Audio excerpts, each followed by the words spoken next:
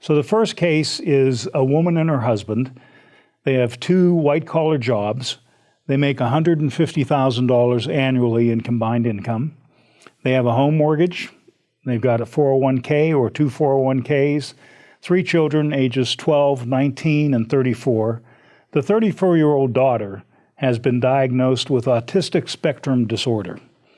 She's also demonstrated a high level of general anxiety, difficulty in communication, and time management impairment. The parents want to apply for Social Security benefits, and the last neuropsychological evaluation of their daughter was a long time ago when she was age 13. So here are my questions. Let's take them one at a time. Walk me through this case. What goes through your mind when you think about benefits she could be eligible to receive? The first thing I think of when I hear of a young person that has a disability that obviously has lasted since some time ago is there any medical evidence that we can capture 18 to 22? So documented evidence. Documented medical evidence. Well, we know that we have, based on what you said, an evaluation that was done at age 13. Is there anything past that? Is there an IEP, which individual evaluation? Right, which is done by the schools. What can we dig up, find? And then what we need to do is to get more current evidence. So we need to see, have there been any evaluations? Is there a way for the young person to be able to go back to that previous evaluator and get an update to the evaluation so that we can say this is the past and this is where she's at now. Has she improved? Is she the same, or are things worse? So I think you're saying to me the first thing you would do was try to compile her story, try to put the record together as much as you can. What documents are there supporting her condition? Exactly. Okay. Second part of that question is, if you were the wife and husband, what would your next steps be?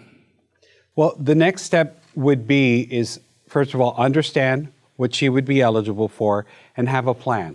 Okay. Have a plan to understand we're going to be applying for, at this point, if she had a work history, it would be SSDI. If she did not have a work history, it would be SSI. We again want to capture that earlier onset date, so when mom or dad retires, which they will eventually, they could become disabled or they might die. Yeah, they're not going to live forever, that we can actually capture. And she's getting older each year. Exactly. So we can capture that benefit. But they would need to be focusing on, getting her on, making sure that there's current medical evidence to get her on the program now, and also to be able to establish there was an earlier onset date. Okay.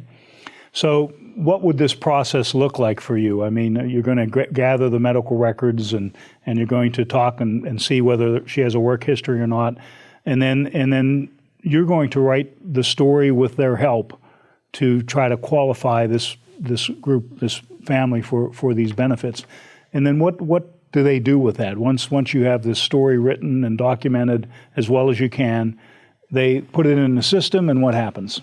So we call our practice benefits coaching because we work in tandem with the family. Okay. So what I do is I make sure mom or dad, whoever's going to take the lead, understands what the process, what are the numbers to call, how to present the case, and then we would work at putting everything all in a nice package for them so that it would be presented in a way to where it's really clear. Okay. And so we would give them the instructions on if it's SSDI, if it's SSI, making sure. And you would set their expectations too. This could be 6 months to 3 years that you're looking at.